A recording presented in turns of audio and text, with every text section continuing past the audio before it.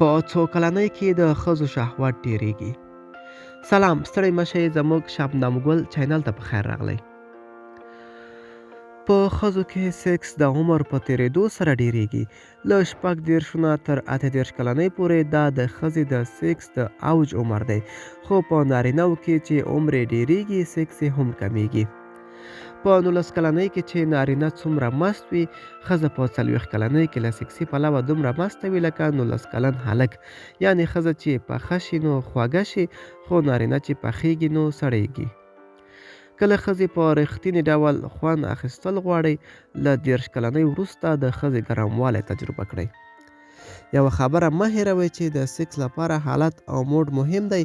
له حالت او موډ پرته سیکس یو اړخیز وي او تر 10 ځلې یو اړخیز سیکسه یو ځلې د دواړو په خوښه له زړه سیکس د نارینه او ښځو لپاره د روحي او رواني سکون لامل کیږي.